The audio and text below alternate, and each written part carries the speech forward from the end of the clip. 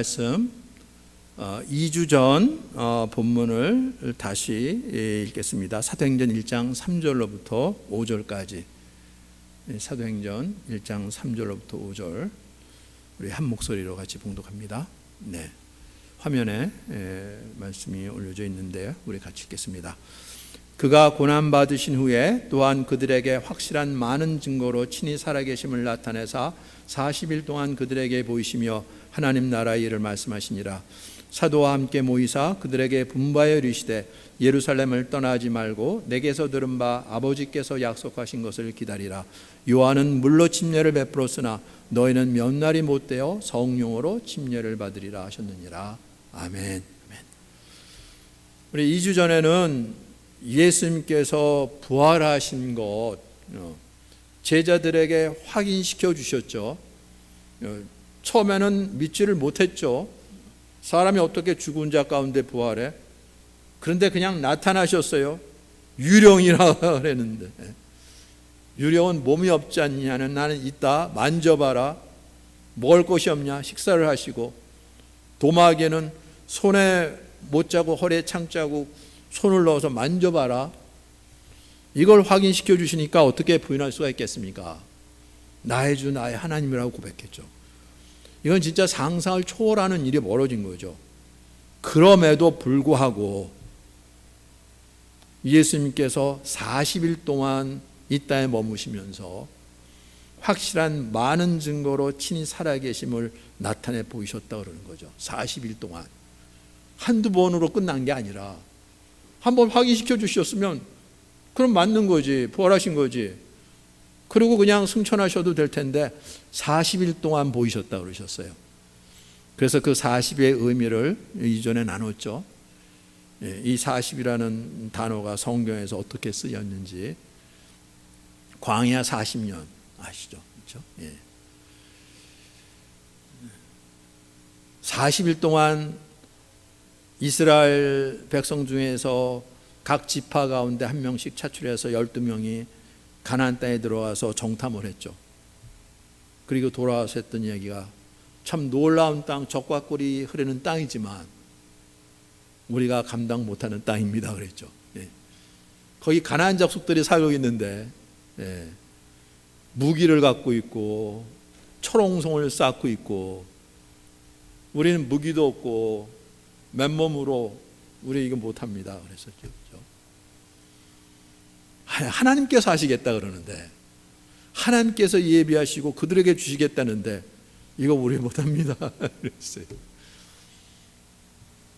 그래서 40년이 나타나는 거죠. 하루를 1년으로 해서 너희들이 40일 동안 확인하고 안 되겠습니다 그랬는데 40년 동안 광야 생활이죠. 그렇죠?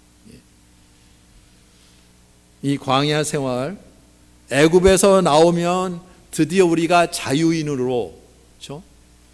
우리 세상같이 될 걸로 생각을 했었는데 이게 엄청난 오해고 착각이었던 거죠. 그렇죠? 애굽 왕의 간섭은 이제 간섭에서는 벗어날 수 있을지 모르겠지만 우리 안에 있는 죄의 정욕이 그걸 부딪혀 갖고 우리를 죄의 종로로 타게 만드는 이 세상 임금이 있잖아요. 그렇죠? 이 마귀가 있는데 여기에 눈이 열리질 않으니까 그냥 애굽에서 나와서 이제는 우리가 자유다, 이제는 우리 세상이라 그랬는데 웬걸 양식도 없고 물도 없고 길도 제대로 나 있지 않고 그리고 밤낮 이동해야 되고, 아니 이러려고 우리가 애굽에서 나온 거야? 이건 아니었다는 거죠. 그렇죠? 그래서 다시 애굽으로 돌아가자. 하나님께서 약속하신 땅으로 인도하시겠다 그러는데, 그래서 하나님께서 불기둥 기름기둥으로 함께 하시면서 인도하시는데 그거 말고 양식 걱정 없고 마실 물 걱정하지 않고 우리가 우리 땅에서 우리가 농사 짓고 가축 치면서 살 수 있는 그걸 원했던 거지. 하나님 나라 이런 개념이 없었던 거예요. 그렇죠? 그 기간이 40년이었던 거죠. 하나님 나라로 옮기시겠다고요. 하나님 나라면 킹덤 오브 갓이잖아요. 킹덤이에요. 킹이 있는 거잖아요. 그렇죠? 하나님이 왕이라는 얘기잖아요. 그런데 그분의 다스림을 받는 걸 기뻐하지 않고 그냥 우리가 원하는 거, 먹고 사는 걱정 없이, 내가 살 집이 있고,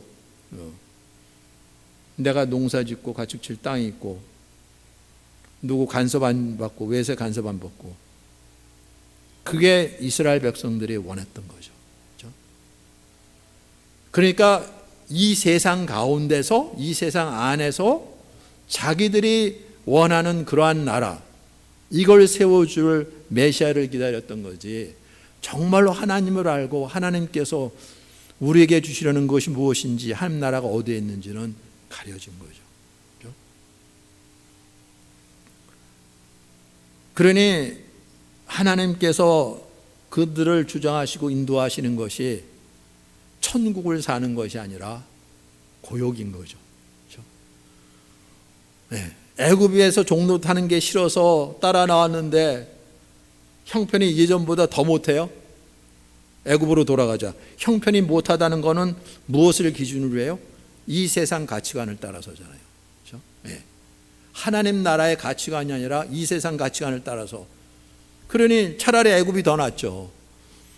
노예 생활을 하더라도 먹고 사는 걱정은 없었으니까, 먹을 건 주면서 노예 생활을 했으니까 그리로 돌아가자는 거죠. 이게 기가 막힌 거죠.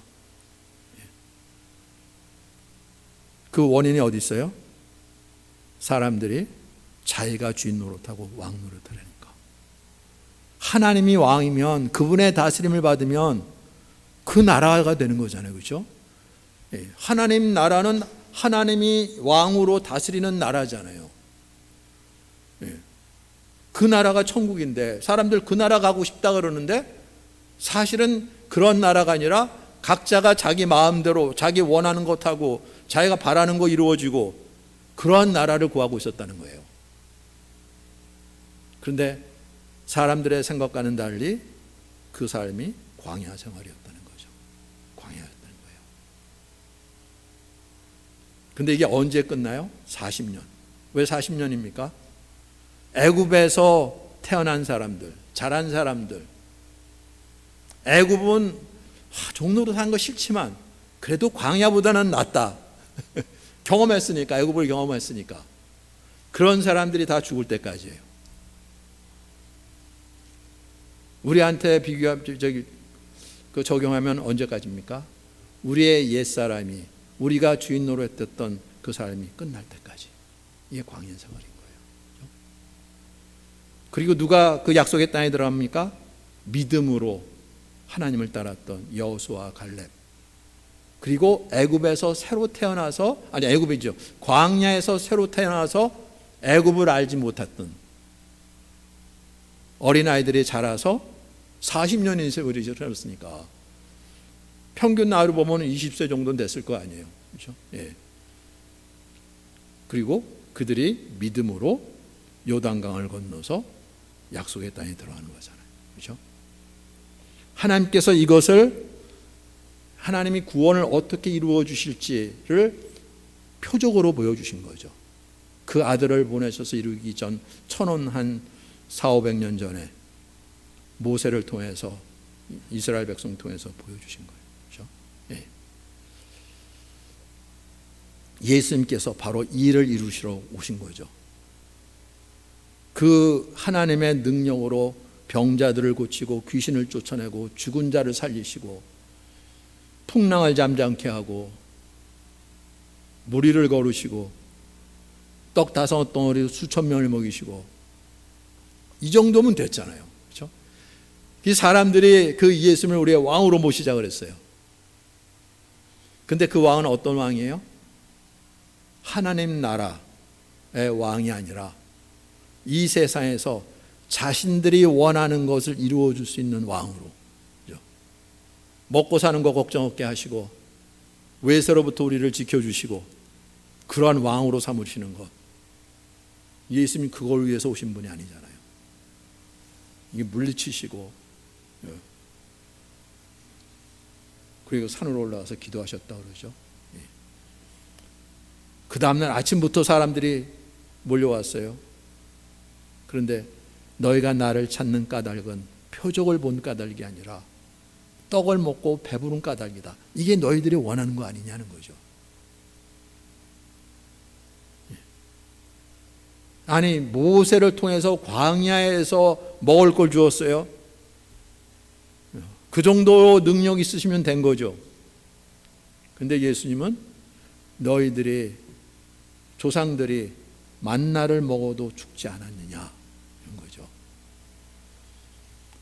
그건 하나님께서 표적으로 그냥 그 광야 생활 동안 이스라엘 백성을 인도하시기 위해 필요한 정도로 해주신 거지, 하나님께서 진정으로 주시려는 떡은 먹고 죽지 않는 떡이라고요. 영생의 떡이라는 거죠. 여기는 깜깜한 거예요. 하나님, 사람들이 무슨 말이지? 영생의 떡? 그런 떡이 어디 있습니까? 먹고 죽지 않는 떡이요? 내 살을 먹고 내 피를 마시지 않으면 너 속에 생명이 없다. 난리 났잖아요. 뭐 내가 하늘에서 내려온 떡이다. 하늘에서 내려온 떡이 살을 먹고 피를 마시라고요? 이게 상종 못할 사람이죠. 다 도망갔어요. 그렇죠? 이게 우리가 분명해야 되는 거죠. 정말로 하나님을 우리는 아는가? 하나님 나라의 눈이 열렸는가죠. 예수님이 처음부터 아시고, 그리고 그걸 이루시려고요. 그래서 표적을 구하는 유대인들에게 요나의 표적 밖에는 보여줄 표적이 없다고 하시고 그걸 이루신 거죠. 그렇죠? 남아있던 제자들마저 다 도망갔어요. 심지어는 베드로는 주를 위하여 목숨을 버리겠습니다. 목숨을 버리겠느냐? 닭 울기 전에 3번 나를 부인할 것이라. 나중에는 저주하며 맹세하며 예수를 부인했죠. 이게 이 땅의 사람들의 모습인 거죠. 제자들이라 할지라도 그렇게 오랫동안 처음부터 예수님과 함께 모든 걸, 직장을 내려놓고 가족들을 뒤로 하고 예수님만 따라다니면서 그 모든 말씀 듣고 기적과 능력을 체험하고 심지어는 은사까지 받아서 병도 고치고 귀신도 쫓아내고, 그럼에도 불구하고 다 도망갔다고요. 이게 복음서가 얘기를 하는 거예요. 주님께서 그렇게 많은 표적과 능력을 했는데도 불구하고 저들이 믿지 않는다고요. 그렇지만 이 모든 걸 모르신 것이 아니라, 아니 너희가 어떻게 그럴 수가 있느냐 그러지 않으셨어요. 그렇죠? 주를 위해 목숨을 버리겠습니다 할 때 목숨을 버리겠다고 다 아신 거죠. 다 아시고 말씀대로 요나의 표적을 이루시려고 예루살렘에 올라가서 십자가에 못 박혀 죽임당하시고 부활하셨어요. 그리고 제자들에게 나타나셨는데 못 알아봤어요. 네. 왜? 하나님이 이런 분이시라고요. 그렇게 오랜 세월에 걸쳐서 오래전부터 선자들 통해서 여러 가지 모양으로 당신이 누구인지 표적으로, 모형으로 보여주시고 말씀해 주셨는데 못 알아봤고 못 알아듣고, 그리고 친히 그 아들을 우리와 똑같은 육신을 가지고 있는 모습으로 보내셨는데 역시 주님의 말씀 못 알아듣고 못 알아보고, 죽은 자 가운데서 부활하셔서 모든 말씀을 이루셨는데도 불구하고 못 알아보고 그 말씀을 못 알아들었더라. 이거예요. 하나님은 그런 분이시라는 거예요. 근데 우리는 어떻게 예수님을 하나님으로 알아보고 믿었습니까?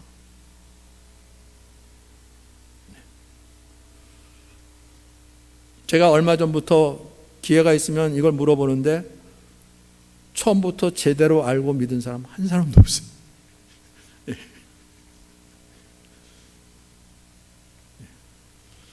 그러니 이게 얼마나 참 심각한 문제인지 모르는 거예요.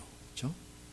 이걸 그냥 하는 말이 아니라 벌써 하나님께서 교회를 통해서 오랫동안 보여주셨죠. 우리 나름대로 최선을 다해서 복음만을 전하겠다 하고 복음으로 사람들을, 교인들을 훈련시켜서 복음을 증거하게 하고, 그래서 교회가 부흥되는 것 같았었는데 뭐가 잘못됐는지 깨닫게 해주시고 확인시켜 주셨는데 예수님의 부활이 이게 가려져 있었던 거였어요. 부활이 가려져 있으니까 하나님 나라가 가려지는 거죠. 부활하셔서 나타나신 것이 이 세상에 속한 모습으로 아니라 이 세상 바깥에 있는 존재로잖아요. 그렇죠? 분명히 몸이 있어요. 만져져요. 그런데 그냥 사라지고 사라졌다가 나타나시고 그럴 수가 없잖아요. 우리가 갖고 있는 육체로서는 이 세상에 속한 자가 아니라는 거예요.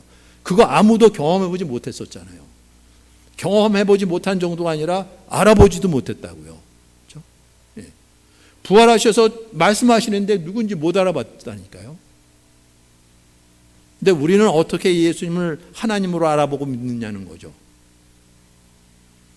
이거에 대해서 심각하게 고민한 사람이 없어요. 그 갖고 질문한 사람도 없고요.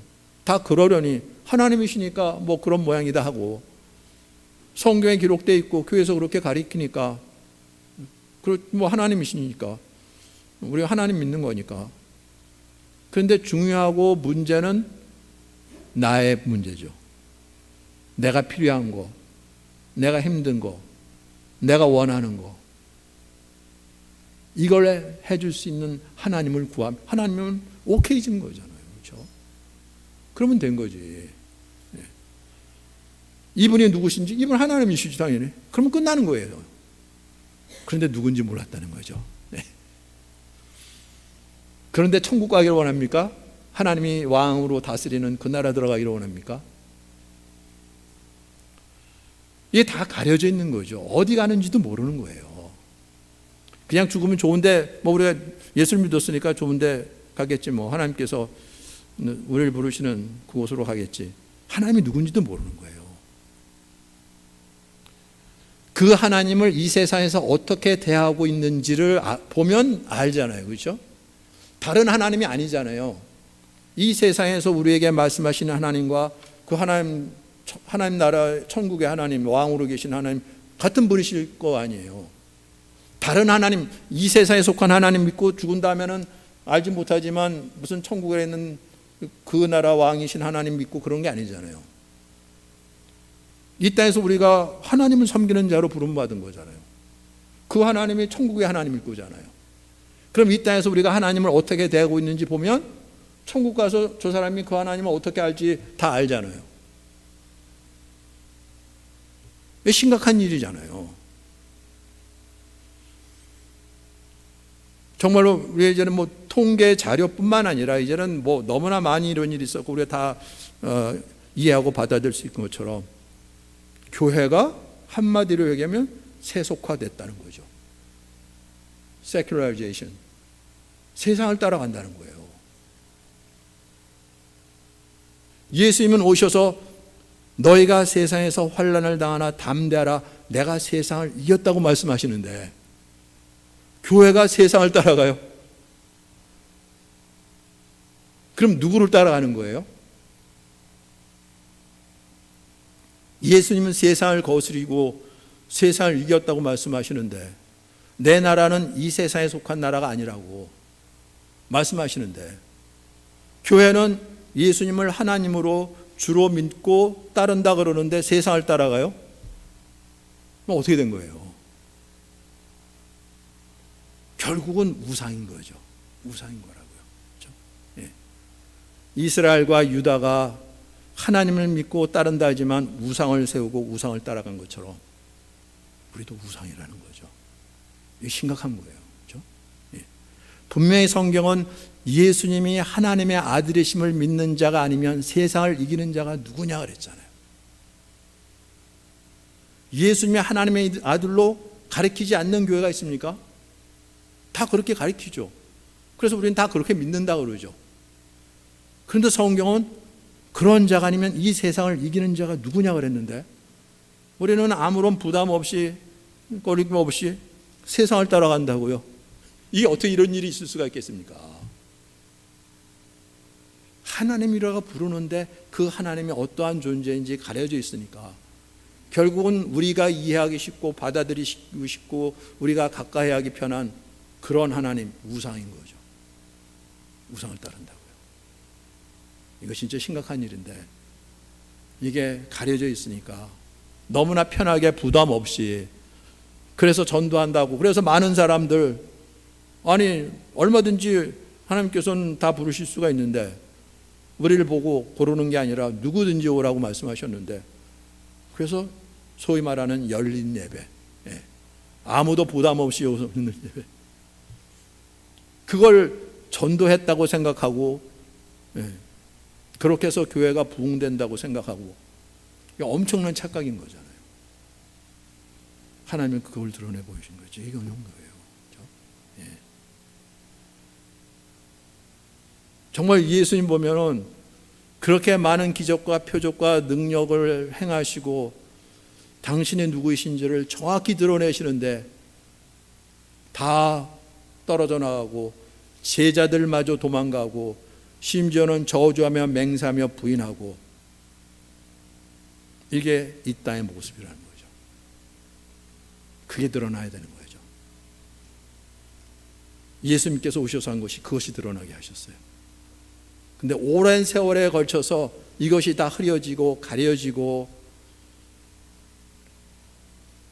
하늘에 계신 하나님이 이 땅에 이 세상에 속한 신처럼 그렇게 전락해서 수많은 종교 중에 그래도 나름대로 그럴듯한 종교 중에 하나로 이게 어떤 일이 벌어진 겁니까?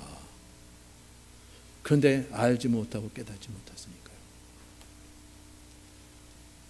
근데 예수님께서 오셔서 이걸 드러내시려고요. 그 40일 동안 이스라엘이 불순종한 그 40년 세월, 근데 뭐 40년인지 40일인지 그게 중요한 것이 아니라 이 40이라고 표현한, 그래서 예수님께서 오셔서 공생에 시작할 때 40일 동안 줄이시며 나타난 마귀하고 대적하셔서 사람이 사는 것이 떡으로만 사는 것이 아니라 하나님의 입에서 나는 말씀으로 사는 것, 이거 드러내 보여주시는 거죠. 하나님의 말씀이 생명이라고요. 네, 그래서 마귀를 물리치셨잖아요. 그리고 그 말씀대로 나는 너희들이 알지 못하는 양식이 있는데 그것은 아버지께서 내게 주신 그 말씀을 이루는 거라고요. 정말로 예수님 죽임당하셨는데 다시 부활하셨다고요. 그 말씀이 생명이라고요. 예수님께서 그랬잖아요. 내가 너에겐 이른 말이 영이요 생명이라. 근데 우리는 영에 대한 감각이 없는 거죠. 그냥 뭐 하나님께서 말씀하셨다니까 하나님의 말씀 뭐 귀한 말씀이겠지, 이 정도지. 예. 절대적으로 우리를 살리는, 심지어는 죽임을 당할지라도 죽은 자 가운데서 나사로처럼 다시 살리는 정도가 아니라 썩지 아니할 다시는 죽을 수 없는 신령한 몸으로 살리는 생명의 말씀이라는 거에 대한 감각이 없어요. 경험해 본 적이 없으니까. 근데 예수님이 그걸 드러내 보여주신 거죠. 확인시켜 주신 거예요. 확실한 많은 증거로. 내가 왕이다. 내가 너의 주인이다. 이거 드러내 보여주신 거죠. 내가 부활이요 생명이다. 네. 이거 확인시켜 주셨으면 이제는 예수님이 이런 분이시오? 아니, 분명히 십자가 못 박고 죽으셨는데 부활하셨어요. 증거를 남겨놓으셨어요. 손에 못자고 허리에 찬자고. 그럴 이유도 없으실 것 같은데 우리를 위해서죠. 그렇지 않으면 우리가 전혀 못 알아봤을 테니까 증거로 남겨주셨어요. 확인시켜 주시고, 그래서 나의 주 나의 하나님이라고 고백하신 이렇게 하셨어요. 그러면 됐구나. 이제 너희들이 나를 확인하고 나를 주로 하나님이라고 고백했으면 됐다. 이제는 가는 곳마다 이런 나를 증거해서 이제는 모든 사람들을 내게로 인도하게 하라. 그러면 될 것 같은데 그렇지 않으시고 내가 너희를 떠나는 것이 유익이라 그러셨어요. 아니, 이 엄청난 일을 이루시고 나서 그냥 떠나십니까? 그럼 어떻게 해요? 제자들은 남아서 어떻게 하라는 얘기예요? 너희들이 나를 잘 전해라. 그런 얘기 아니었던 거죠. 예루살렘을 떠나지 말고 내게서 들은 바 아버지께서 약속하신 것을 기다리라. 주님께서 우리 죄를 위하여 죽으시고 부활하셔서 이루고자 하시는 일이 있었던 거예요. 그렇죠? 네. 이게 이루어져야 되는 거죠. 어떤 일이에요? 예수님 떠나시지만 그게 우리를 위해서 더 유효하다고요. 그렇지 않으면 이 땅에 계신 예수님, 이분 우리의 왕이시고 우리의 하나님이신데 이런 일이 없다 할지라도 우리 종교적 행사 가운데 순례, 성지 순례 한다고 얼마나 많은 사람들이 모입니까? 그러다가 서로 발표 죽기도 하고 그런 일도 벌어지잖아요. 그런데 정말로 죽음을 이기시고 부활하신 예수님께서 움직이신다고 보세요. 사람들이 뭐든 이건 난리죠. 이건 난장판인 거잖아요. 하나님은 그렇게 하지 않으신다고요. 승천하셔서 아버지께 구해서 예수의 영, 그리스도의 영을 믿는 자 안에 보내주신다는 거죠. 한 사람 한 사람 안에. 그래서 그럴 필요 없이 각자의 삶의 처소에서 하나님을 알고 믿고 따라서 이제는 주님께서 이루어 나가시는 이 구원의 반열에 설 수 있도록 이 놀라운 일을 이루시려고 내가 떠나는 것이 유익하다 그러고 이제 멀지 않아 하나님께서 약속하신 것 바로 우리에게 하나님의 영, 그리스도의 영을 보내주시려고요. 그렇죠? 그래서 요한은 물로 침례를 베풀었으나 너희는 몇 날이 못되어 성령으로 침례를 받으리라. 이거죠. 이게 이루어져야 되는 거죠. 사도 요한을 통해서 보여주신 것이 그렇잖아요. 나는 이스라엘 백성을 회개케 하려고 물로 침례를 주지만 내 뒤에 오시는 분, 나보다 후에 태어난 거예요. 육적으로는. 그런데 나보다 먼저 계신 분이라고 그랬죠. 내 뒤에 오시는 분들 어떻게 먼저 계실 수가 있어요. 알파와 오메가이신 처음과 나중이신 하나님의 아들을 보내주실 텐데 그분은 성령으로 우리에게 침례를 베푸시는 분이라. 물로 침례를 베풀어서 이건 회개의 침례라 그러죠. 하나님께서 이 말라기 선지자를 통해서 미리 말씀하신 것처럼 마지막 때 선지자 엘리야를 보내서 백성들의 마음을 하나님께로 돌아오게 하고 하나님의 마음을 백성들에게 돌아오게 하는, 그래서 죄로 말미암아 깨어졌던 관계를 다시금 서로 돌아오게 하도록 하는 이 회개 침례, 물침례죠. 그런데 이걸로 우리의 죄 문제가 완전히 해결되는 건 아니잖아요. 그렇죠? 요한의 침례를 베풀었을 때 이제는 우리가 어떻게 하면 됩니까? 율법대로죠. 뭐 다시금 율법으로 돌아가는 거잖아요. 그렇죠? 그렇지만 적어도 우리가 하나님 앞에 범죄한 죄인으로 백성들의 마음을 낮추게 하셔서 그들의 마음이 정말 하나님 바라보도록 하는 거죠. 그런데 죄로부터의 구원의 완성은 바로 그 아들을 통해서 물 같은 걸로 아니라 성령으로, 하나님의 영으로 이게 이루어져야 되는 거죠. 그런데 예수님 공생의 가운데 언제 성령으로 사람들이 침례를 받았습니까? 아니었잖아요. 그렇죠? 이루어진 것이 바로 우리 죄를 위하여 죽으시고 부활하셔서 승천하신 후에 아버지께 구해서 아버지께서 보내주신 성령이 임할 때 바로 그것이 이루어지는 거죠. 오순절날 이루어진 사건이에요. 그렇죠? 제자들에게만 성령, 바로 그렇게 성령으로 침례를 주신다고요. 이 침례 형식이 중요한 게 아닌 거죠. 이 침례의 의미, 침례가 어떠한 일인지 이게 깨달아지고 확인이 돼야 되는데 이것도 사람의 일이 아니기 때문에 요한이 주는 침례처럼 우리가 이렇게 잘못을 했는데 용서해 주세요. 제가 이제부터 바로 말씀대로 살겠습니다.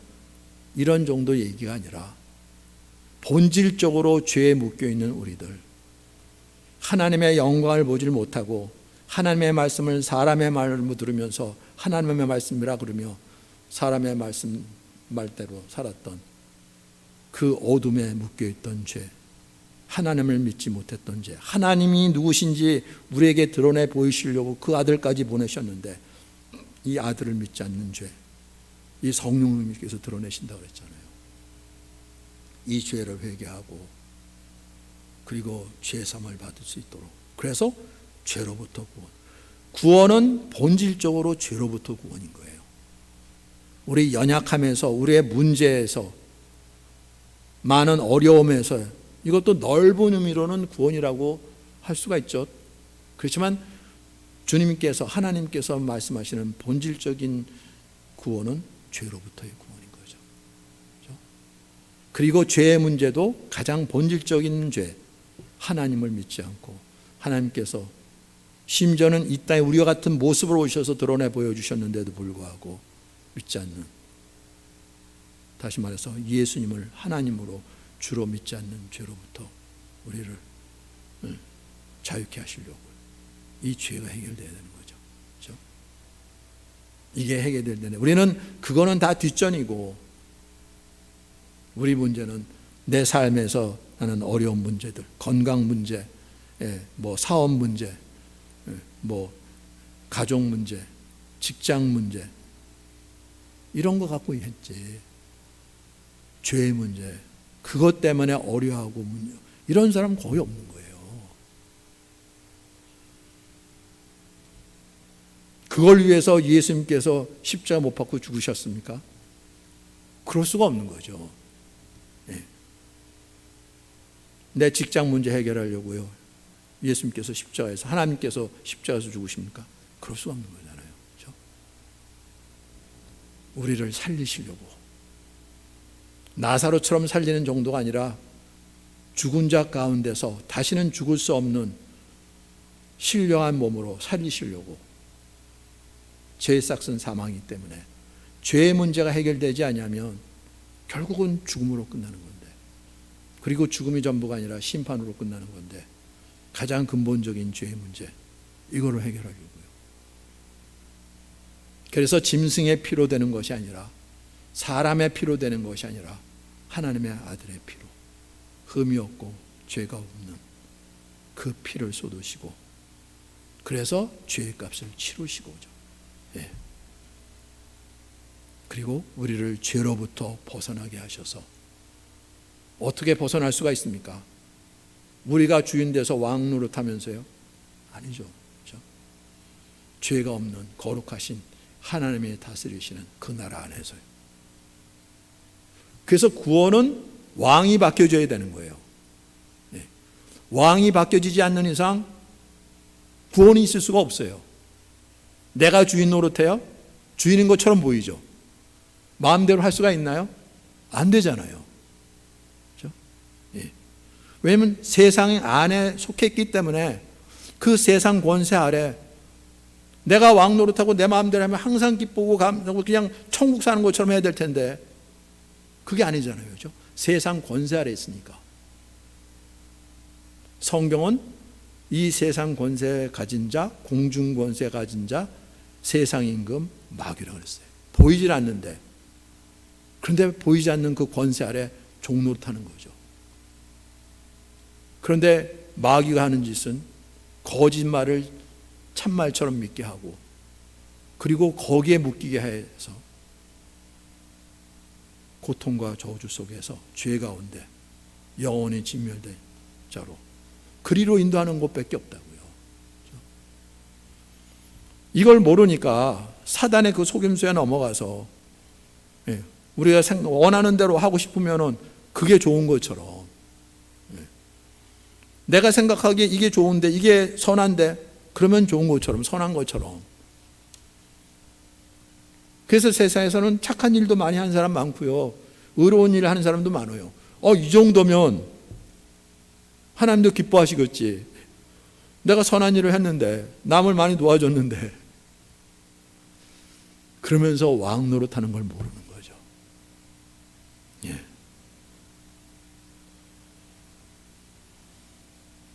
그래서 어떤 젊은 청년이 예수님께 나와서, 선한 선생님이요, 내가 무엇을 해야 영생을 얻겠습니까? 그랬잖아요. 그렇죠? 계명을 지켜라. 그거 다 지켰는데요. 이 하나님에 대해서 눈이 가려져 있으니까, 심지어는 나의 선함으로 하나님 꼭 기뻐하시겠지 하면서 하는데, 근데 하나님을 대적하고 하나님과 원수 노릇하는지는 이건 꿈에도 모르는 거죠. 그렇죠? 이 마귀가 어떠한 존재를 모르는 거예요. 마귀가 어떠한 존재인지 모르는데 하나님이 어떠한 존재인지를 알겠습니까? 이게 다 가려져서죠. 심지어는 이스라엘의 대제사장, 장로들, 서기관들, 율법사들, 바리새인들까지 이러라는 거죠. 적어도 이 사람만은 그렇게 하나님 말씀 붙들고 있고 늘 하나님만 암송하고 묵상하고 하나님께 찬송 드리고 예배 드리고, 그러면 하나님 바로 알아야 될 거 아니에요. 그런데 그런 사람들마저라는 거죠. 그들이 오히려 예수를 신성모독죄로 정죄하고 그리고 십자가에 남겼던 사람인 거예요. 정말로 모든 걸 드러내는 거죠. 그래서 예수님을 빛이라 그러는 거죠. 이 세상의 어둠을 드러내는 빛이라고요.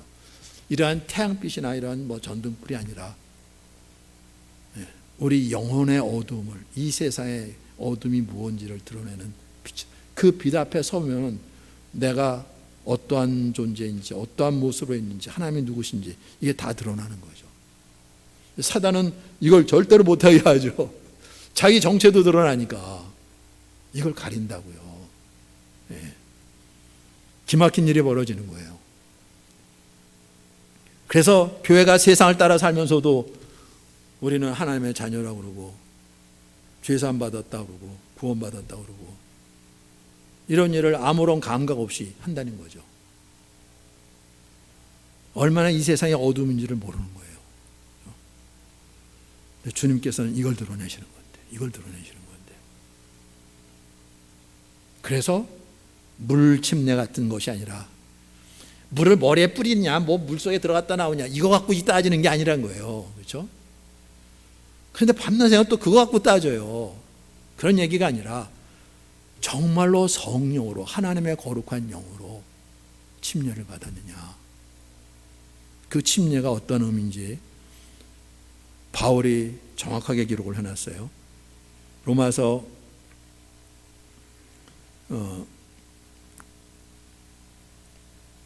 6장 1절로부터 4절까지, 로마서 6장 1절부터 4절 우리 같이 읽겠습니다. 로마서 6장 1절부터 4절. 네. 우리 스크린에 올라 있는데 우리 같이 읽죠.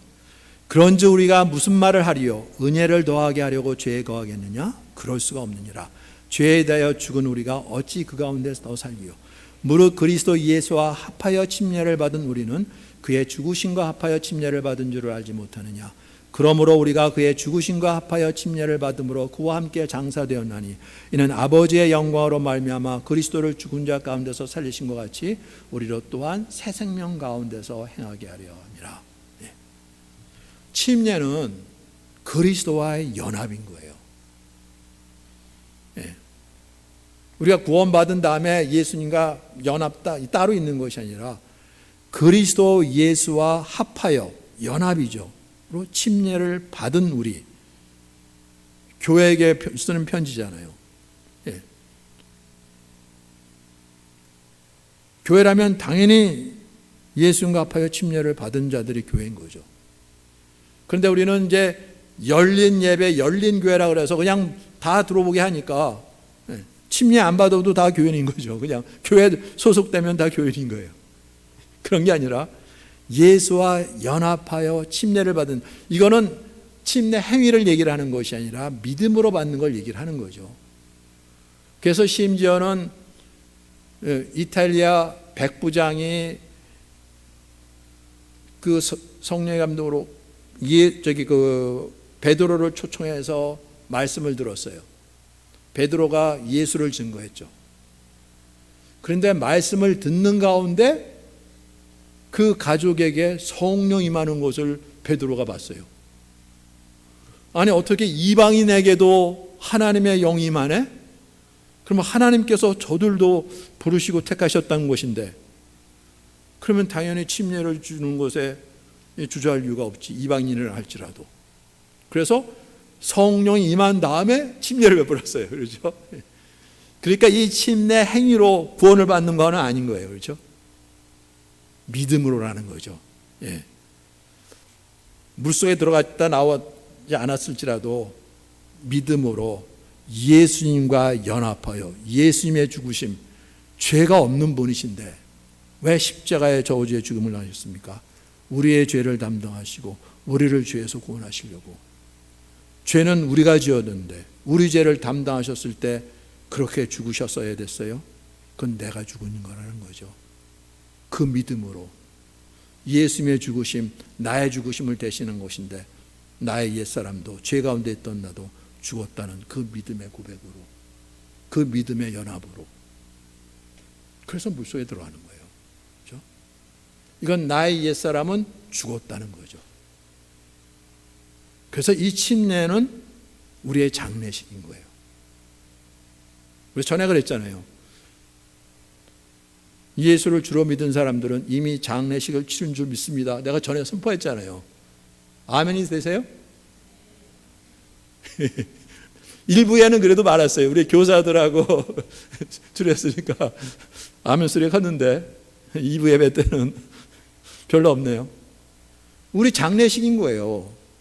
적어도 침례를 받았다면 전에도 그거 전했어요. 그렇죠? 예. 나의 옛사람은 끝났다, 죽었다. 예수님은 십자가의 저주에 못 박혀 죽으셨는데 그냥 우리 물속에 들어가는 걸로 우리의 죽음이 이게 얼마나 은혜입니까? 예. 장례식인 거예요. 우리 옛사람은 끝나는 거예요. 그렇죠? 그런데 우리의 육신을 따르면 그거 죽어가는 모습 안타깝고 마음 아프고 그러겠지만 사실은 우리가 침례를 받을 때 이미 우리는 끝난 존재인 거예요. 이 세상에 속한 사람이 아니라고요. 죄 가운데 나 있었던, 내가 주인 노릇했던 나, 그래서 내 마음대로 했던 나, 당연히 하나님을 무시하고 하나님 말씀을 거짓말로 듣고 하나님을 믿지 않았던 존재죠.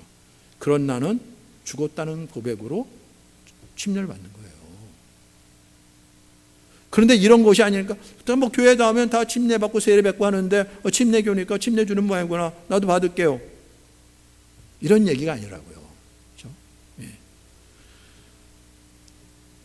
로마서 6장 3절 우리 같이 다시 한번 읽어보겠습니다. 로마서 6장 3절 말씀. 네. 무릇 그리스도도 예수와 합하여 침례를 받은 우리는 그의 죽으심과 합하여 침례를 받은 줄을 알지 못하느냐 그랬어요. 그렇잖아요. 우리가 예수의 이름으로 침례를 받았어요. 예수님과 연합하여 그의 죽으심과 연합하여 침례를 받았다고요. 그분의 죽으심과 연합한다는 것은 그분이 십자가에 죽으셨을 때 나의 죄를 대신한 것으로 죽은 건데 나도 죽은 자다, 이 고백이라는 거죠. 믿음으로. 물론 내가 그걸 이룰 수 있느냐는 다른 문제죠. 내가 이룰 수 있는 건 아니에요. 그렇죠? 내가 스스로 죄를 이기고 다음부터는 전혀 죄를 안 짓고 살 수 있는 존재는 아니에요. 그래서 믿음이 일어난 거죠. 그 믿음이라는 것은 내 신념을 믿는 것이 아니라 예수님께서 이루신 것, 예수님의 말씀, 그분을 믿는 거잖아요.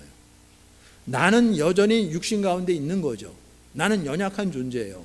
죄를 이길 수가 없어요. 근데 예수님이 그러셨다는 걸 믿는 거죠. 그런데 그 믿음은 다 됩니까? 그게 전부가 아니죠.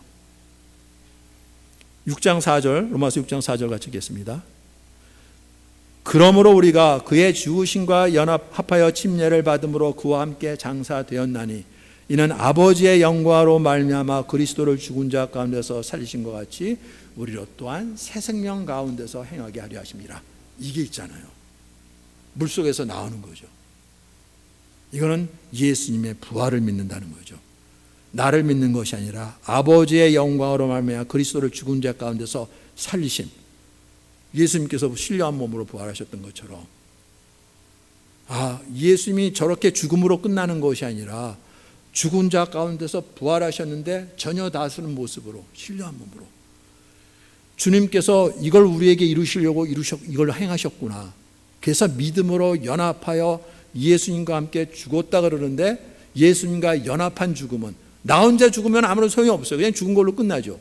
근데 예수님과 연합한 믿음으로 죽음은 죽음으로 끝나는 것이 아니라 예수님께서 부활하신 것처럼 우리도 새로운 피조물로 부활해서죠.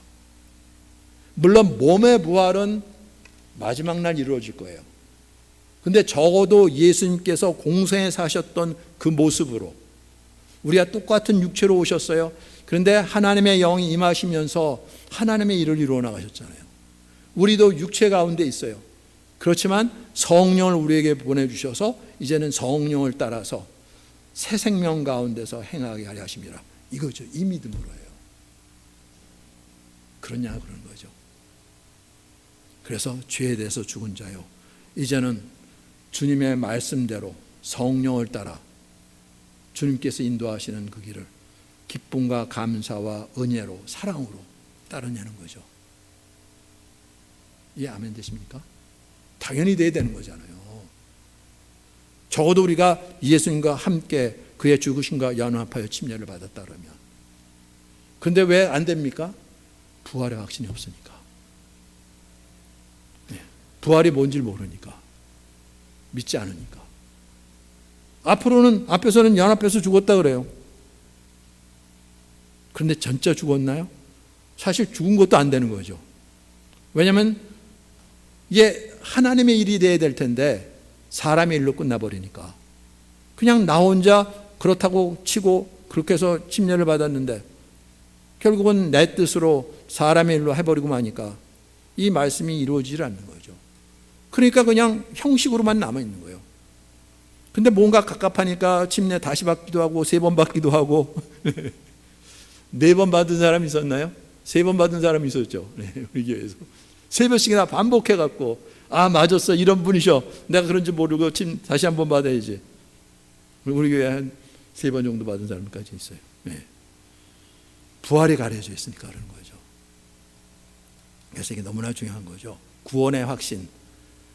내가 만일 내 입으로 예수를 주로 시인하고 하나님께서 그를 죽은 자 가운데서 살리신 것을 내 마음에 믿으면 예수님의 부활이 마음에 새겨져야 되거든요. 근데 그게 아니었다는 거죠. 그렇죠? 인정은 하죠. 근데 실제가 안 되는 거예요. 보이는 것은 그러니까 십자가가 크게 보이죠. 우리를 위해서 저렇게 희생하셨어. 그런데 그 사람의 일로도 그러는 거죠. 나를 위해서 죄가 없는데 아니 왜 희생당하셨어? 세상에 그런 분이 어디 있어? 그래서 그 예수님께서 당하신 고통 아파하면서 얼마나 이건 우리가 잘 전달이 됩니까? 그리고 그렇게 처참하게 그렇게 살이 찢기시고 피를 완전히 쏟아부어 주시고 그렇게 죽으셨는데 그럼 정신 차리고 우리가 바로 살아야지. 이 정도지. 완전히 새로운 존재로 바뀌어지는 이 새 창조의 역사, 이건 아니었던 거죠. 제자들이 부활하신 예수님을 알아보지 못했던 것처럼 이거 정말 우리 한 사람 한 사람 직면해야 되는 문제인 거예요. 나는 예수님을 어떻게 하나님으로 알고 믿었느냐. 나중에 딱 해보면 근거가 결국은 내 신념인 거죠. 나는 그렇게 알고 믿었어? 뭐 그렇게 깨닫고 믿었어? 그런 것 같아서 믿었어? 아니요. 정말 모든 사람에게 하나님께서 확실한 증거로 주셨다 그러는 것, 이 요나의 표적밖에 없다 그러는데 이게 분명해야 되는 거죠. 이게 분명해야 되는 거예요. 그래서 예수님의 죽음심에 연합한 것. 우리가 죄를 한 번도 안 지을 수가 없어요. 죽었다고 고백은 하죠. 믿음으로. 그런데 그걸 이루시는 분은 성령님이신 거잖아요. 그 믿음으로죠. 우리가 다음부터 내가 이제부터 절대로 지지 말아야지. 그런데 또 죄를 졌어. 그런 게 아니라 우린 육체를 갖고 있어요. 그렇죠? 아직 완성된 구원은 아닌 거죠. 그건 예수님처럼 죽은 자 가운데서 신령한 몸으로 부활해서 이루어지는 것이고. 그런데 지금은 우리가 육체 가운데 있지만 이제 성령으로 인쳐 주실 때 우리 안에 싸움이 있죠. 성령의 소욕과 육체의 소욕이. 그렇죠? 그렇지만 하나님의 자녀들은, 하나님께서 택하신 사람들은 그 성령으로 인도함을 받는다 그러잖아요. 그 성령께서 우리를 주장하셔서 육체의 소욕을 물리치시고 하나님의 말씀에 따르도록. 그래서 우리가 실족할 수도 있고 넘어질 수도 있지만 그때마다 회개할 수 있는 은혜를 주셨죠. 그렇죠? 회개하고 다시 주를 붙잡고 다시 일어날 수 있도록. 그렇죠? 이것이 지속이 되느냐는 거죠. 아니면 그냥 죄 가운데 정신없이 살다가 오늘 한번 회개하고 난 회개했는데 이런 얘기가 아니라 정말 주님 말씀대로 살다가 세상에 사단이 얼마나 사방으로 우겨싸게 하시고 우리를 시험하게 할지라도 그래서 실족할 일이 있어요. 그럴 때 다시 회개하고 주님 제가 실패했습니다. 다시 붙잡고 주님 따라가는 거예요. 이 삶을 살게 하시는 거죠. 베드로도 실족할 때가 있었죠. 그렇죠? 예. 그래서 바울한테 꾸중도 듣고 그랬지만 그럴 수가 있어요. 그렇지만 그거는 어쩌다가지 그것이 그냥 계속이 된다. 정말 성령으로 거듭나면 그럴 수 없다는 거죠. 죄에 대해서 죽은 너희가. 예. 로마서 5장 1절에 그래서 이 말씀이 있는 거죠. 로마서 5장 1절에 아니 6장 1절 2절 네. 로마서 6장 1절 2절 같이 읽겠습니다. 로마서 6장 1절 2절 네, 같이 읽죠. 그런즉 우리가 무슨 말을 하리요? 은혜를 더하게 하려고 죄에 거하겠느냐? 그럴 수가 없느니라. 죄에 대하여 죽은 우리가 어찌 그 가운데 더 살리요? 이거라고요. 그래서 이 땅의 성도의 싸움은 죄와의 싸움인 거예요. 그렇죠? 예.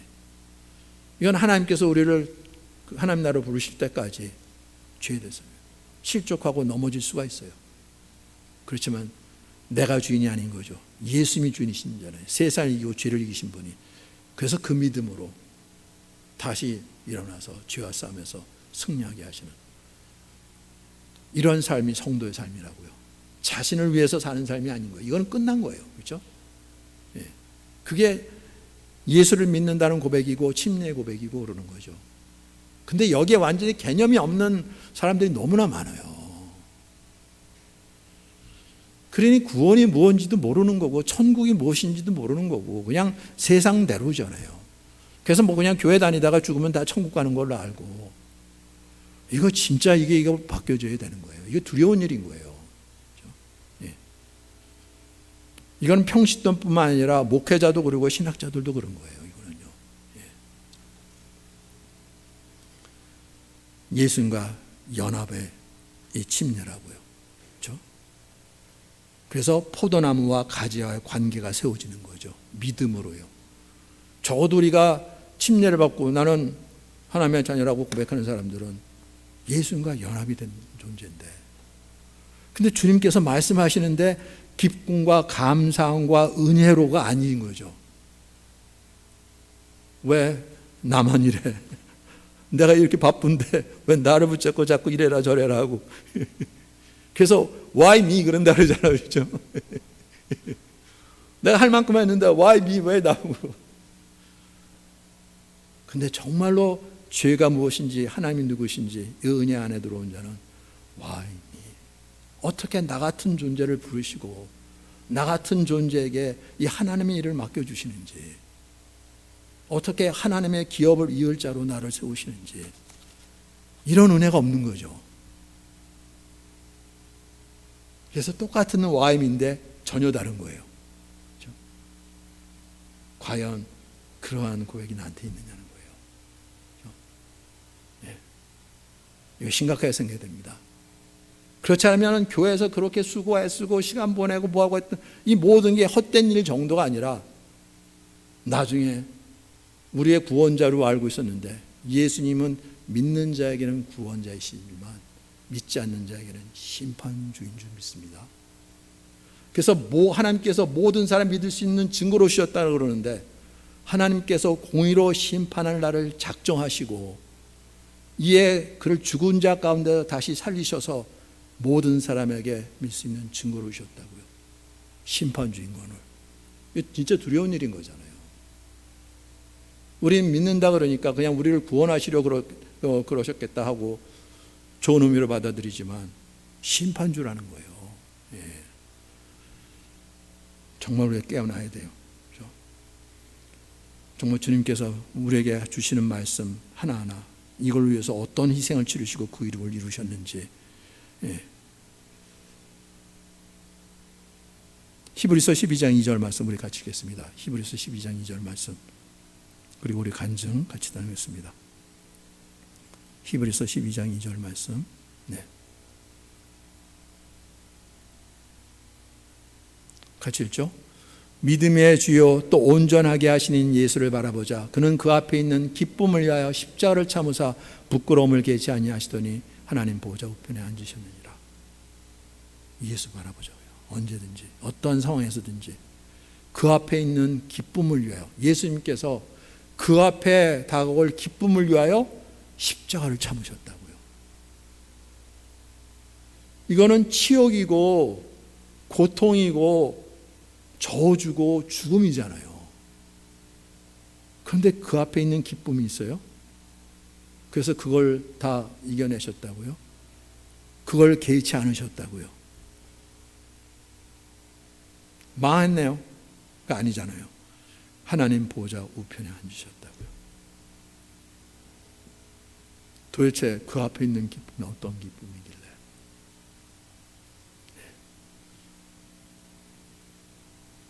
우리 먼저 선화자매 간증부터 드리겠습니다. 선화자매 간증. 부활의 생명을 바라보는 기쁨으로 감당하신 십자가. 9월 16일 말씀 간증입니다. 부활의 생명을 바라보는 기쁨으로 감당하신 십자가. 인류 역사상 가장 잔인한 형벌이라 하는 십자가. 그 십자가에 죄가 없으신 하나님의 아들이 달리셨다. 십자가에 달려 죽이라는 사람들의 함성이 가득한 곳에서, 거짓 증인들의 증언만 있던 그곳에서, 죽고 사는 생사가 갈리는 그 자리에서 빌라도가 말해보라 하였어도 예수님은 입을 열지 않으셨다. 그리고 신선모독죄로 십자가에 달리셨다. 말할 수 없는 극심한 고난 중에 기쁨으로 바라보신 것이 있으셨다. 히브리서 12장 2절. 믿음의 주여 온전케 하신 이인 예수를 바라보자. 그는 그 앞에 있는 기쁨을 위하여 십자가를 참으사 부끄러움을 개의치 아니하시더니 하나님 보좌 우편에 앉으셨느니라. 십자가를 참으신 이유, 그 앞에 있는 기쁨을 위하여라 하신다. 무슨 기쁨인가? 무슨 기쁨이 사망의 고통을 이기게 하는가? 주일 말씀에서는 생명이라 하신다. 죄로 망가진 영혼이 새로이 재창조되는 하나님의 능력, 곧 죽은 자가 살아나는 부활의 생명이다. 그 기쁨으로 고난을 이기었다. 부활의 생명을 믿는 모든 자들이 그 기쁨으로 모두가 피해가는 고난의 길을 지나갔다. 먼저 그 길이 되어주신 예수님 안에서 성령의 인도하심으로 그분을 믿음으로 지나갔다. 예전에 목사님께서 보여주신 그래프가 있었다. 부활에 이르는 것을 알기 쉽게 만드신 그래프였다. 난 컴포트존에서 벗어났기에 십자가를 넘어 부활 안에 들어갔다 여겼었다. 그러나 겨우 믿음의 걸음으로 컴포트존에서만 벗어나 세상과 조금 다른 방향을 향하여 다른 방법으로 살기 시작한 것뿐이었다. 십자가를 넘어 있는 부활은 전혀 다른 곳이었다. 나를 쳐서 복종하며 주님을 주인으로 믿어보려 애쓰는 광야. 육신의 내가 남아 스스로 하나님을 섬기며 따라간다고 애쓰는 내가 아직도 주인된 자리가 아닌 내가 완전히 끝난 자리였다. 믿지 않아서 사람의 상황으로 생각으로 힘들어하는 모든 것이 나를 붙들고 나를 주장하며 시작된, 믿지 않는 자리에서 시작된 죄일 뿐이었다. 그러나 부활은 나의 죽음, 그 십자가를 지나야 있는 자리였다. 다시는 나를 주장할 수 없는 나의 사망이 이루어진 자리, 우리로는 절대로 갈 수 없는 자리. 그래서 예수님이 나를 대신하여 그 사망에 들어가신 것이다. 요즘 들어 믿음에 대하여 다시 생각해보게 된다. 나는 부활을 듣고 무엇을 믿고 어떻게 주님을 믿었는가? 이번에 나 자신에 대하여 무너지는 일들을 겪으며 나의 처절한 실체 앞에 나의 소망 없음이 드러나는 자리에서 나는 왜 주님을 기쁨으로 오직 소망하지 못하고 낙심을 붙들었었는지, 나에 대한 소망, 세상에 대한 소망이 완전히 끊긴 자라 여겼었지만 여전히 광야에 머물던 자였던 것이다. 그렇게 진짜 참 믿음이 무엇인지 생각하며 십자가를 지나야만 있다는 부활을 얼마나 가볍게 받아들이고 안다고 하였는지 돌아보게 된다. 하나님이 오셔서 반드시 죽으시고 다시 살아나셔야 했다는 사실을 얼마나 쉽게 여겼으며 내가 얼마나 나 자신이 중심된 내가 주인 돼서 사는 죄의 권세를 가볍게 보았는가. 살아계신 하나님과의 동행. 오늘 묵상 말씀을 읽으면서도 그 전신갑주를 입고 승리하려 몸부림치며 빼먹은 게 없는지 확인하며 읽고 기도하던 때가 떠올랐었다. 내 안에 예수님이 주인 되시어 성령 충만 안에서 끝나는 싸움인데 말이다. 얼마나 무지하고 완악한 존재인지. 내 감정과 생각과 스스로의 오름이 아닌 오직 주님 말씀에 아멘으로 굴복하며 일어나는 것이 힘든 만큼 우리는 거짓의 아비에게서 났다는 말씀대로 하나님의 원수인 것이다. 십자가를 넘어 있는 부활을 바라보며 오늘도 예수님의 십자가에 있는 나의 죽음을 믿음으로 나를 거슬러 이 세상을 거슬러 이 세상 권세 잡은 자 마귀의 세력을 거슬러 말씀을 믿음으로 믿음의 한 걸음을 내딛는 하나님의 능력을 누리고 경험하며 나아갑니다. 나를 위하여 죽으시고 다시 사신 주님 안에서 40년의 광야를 지나 요단강에 믿음의 발을 딛는 그 믿음을 모두에게 주셨음을 믿고 죽은 자 가운데서 살아나신 부활의 주님만 바라보며 나아갑니다. 보이고 들리는 것을 넘어 내 안의 마음과 생각까지도 다 아니라 할지라도 반드시 살리시는 부활의 생명을 바라보며 주님의 말씀에 아멘하며 순종하는 하나님의 능력으로 아멘하며 나아갑니다. 아멘. 네, 죄에 대해서는 죽은 자라고요. 나의 옛사람, 내가 주인 노릇했던 자, 십자가에서 끝났고 부활하신 예수님, 나의 주, 나의 하나님이라는 거죠. 그분만이 영원히 살 길이라고요. 그래서 그분과 연합하여 믿음으로 성령께서 인도하시는 대로, 성령은 그리스도의 영이고 진리의 영이죠. 그리스도를 알게 하시고 믿고 따르게 하시는, 그래서 말씀대로죠. 성령은요, 보이지 않는데 뭐라고 말씀하시는지, 뭐라고 말씀하시는 것 같네. 그래서 이 마귀에게 미혹당하는 것이 아니라 진리의 말씀이 있잖아요. 기록된 말씀이 있죠. 말씀대로 인도하시는데요. 그래서 성령의 능력으로죠. 내가 용쓰고 내가 힘쓰고 뭐 하는 것이 아니라 믿는 자에게 임하게 하신 성령의 능력으로죠. 그분께서 나를 주장하시고 새롭게 하셔서 믿음으로 순종하는데, 이거는 내가 육신으로는 감당할 수 없는 길이죠.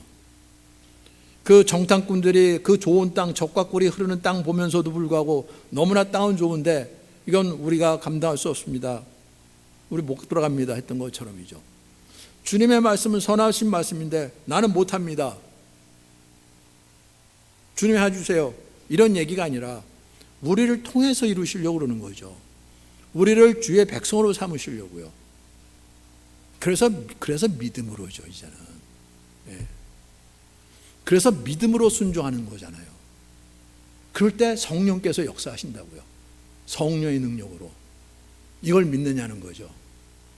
그래서 말씀에 순종할 수가 있는 건데, 그렇지 않으면 당연히 우리가 못하는 건 너무나 당연한 거예요.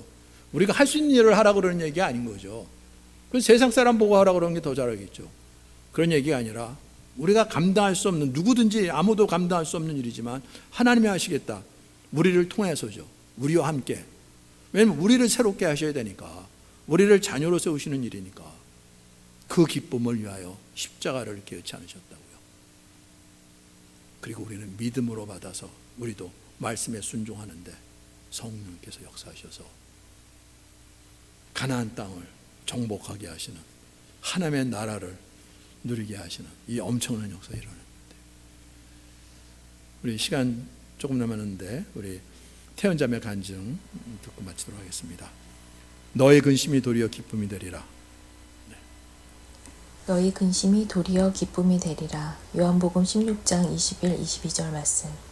여자가 해산하게 되면 그때가 이르렀으므로 근심하나 아기를 낳으면 세상에 사람 난 기쁨으로 말미암아 그 고통을 다시 기억하지 아니하느니라.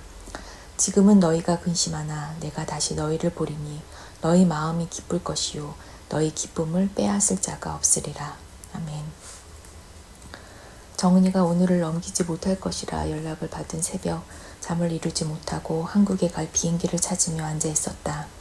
지금 가야 하는 건지, 이렇게 급하게 찾아온 이별과 너무나 심한 고통으로 괴로워하는 정원이를 보는 것은 참으로 가슴 아팠다. 다행히 표를 사기 직전 좀 더 있어도 될 것 같은 연락을 받았고, 막상 가려고 하니 요즘 너무 안 좋은 정규를 어떻게 두고 가야 하나 하는 생각이 앞섰다. 그런 마음으로 주일 예배에 앉으니 역시 하나님은 나에게 기뻐하라 하신다. 정말 하나님다우신, 그리고 너무나 놀라운 말씀이 아닌가.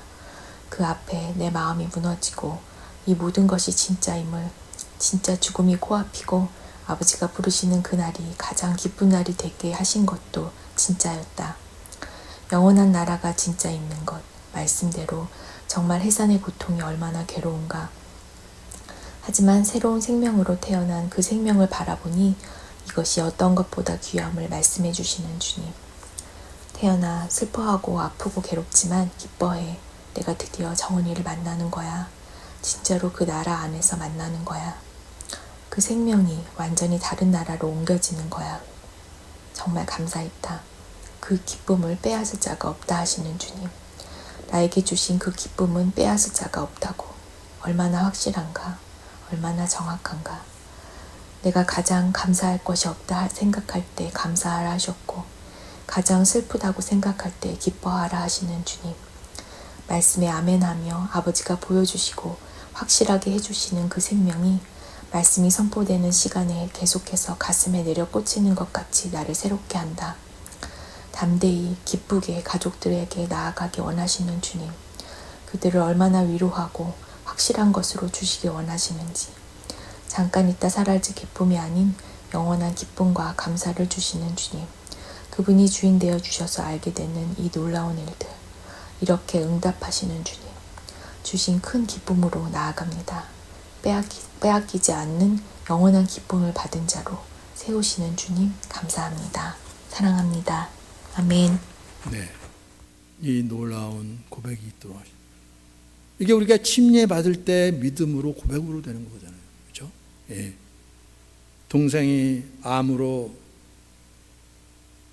이제는 의사도 더 이상 어떻게 치료할 수 없다고 포기한 상태예요. 예.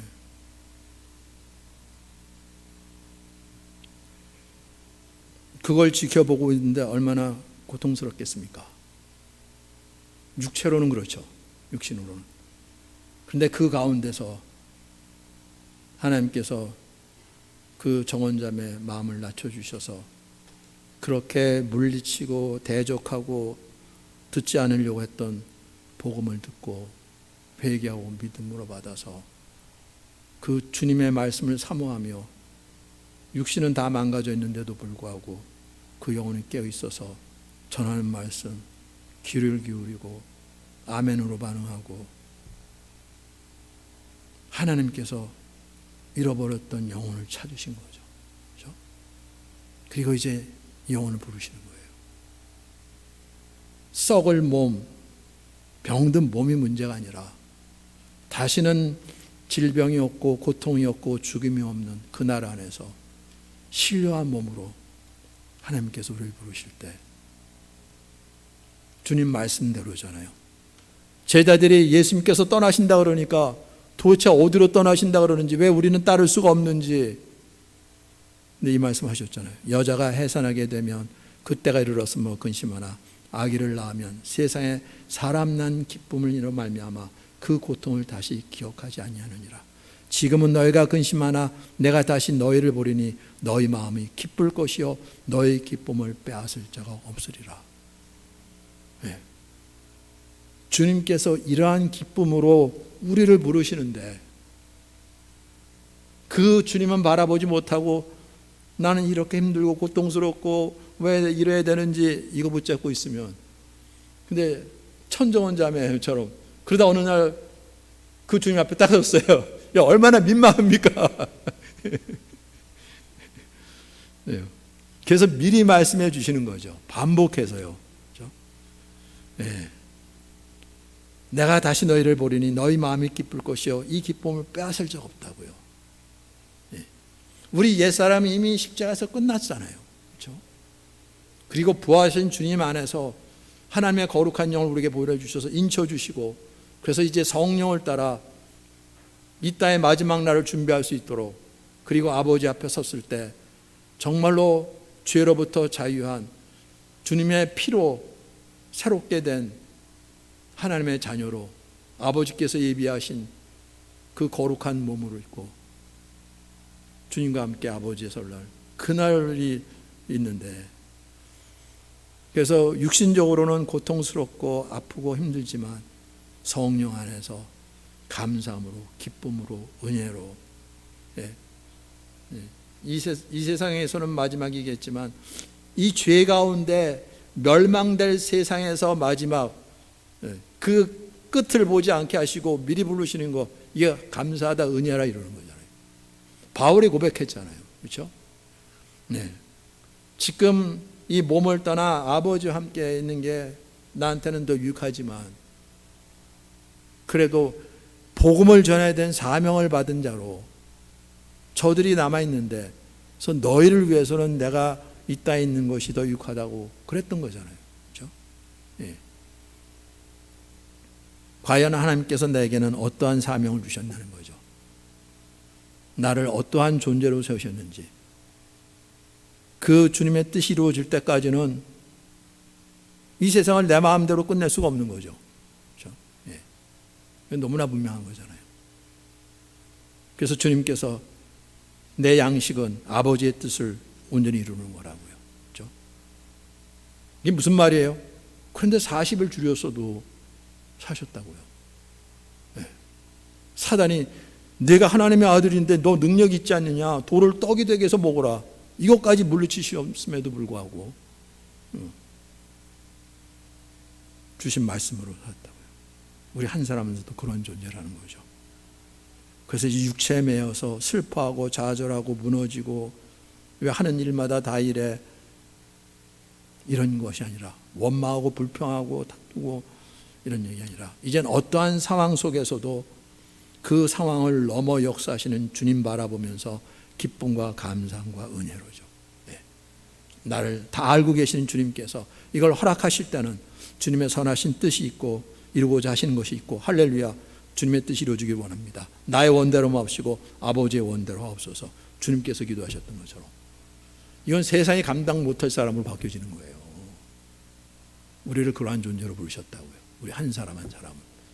몇몇 사람만 특별하게, 물론 은사를 특별하게 주시는 것은 있죠. 그렇지만 하나님의 자녀로, 하나님의 영광을 나타낼 자로, 하나님의 나라의 기업을 이어받을 자로 우리 한 사람 한 사람 다 세운 거잖아요. 그거는 정말 교회가 이 믿음 안에서 세워줄 줄 믿습니다. 그래야 되는 게 아니라 예수님께서 주인이시고 예수님이 세우시는 교회인데 당연히 그런 거죠. 아멘? 네, 네. 아까보다 훨씬 많아지 나아졌어요. 네. 우리 한 사람도 예 없이 이 놀라운 고백이 은혜로, 감사함으로, 축복으로, 영광으로, 그렇죠? 믿음으로 선포되는 교회가 될 줄 믿습니다. 우리 같이 쭉 부르면서 우리 같이 통성하게 되겠습니다.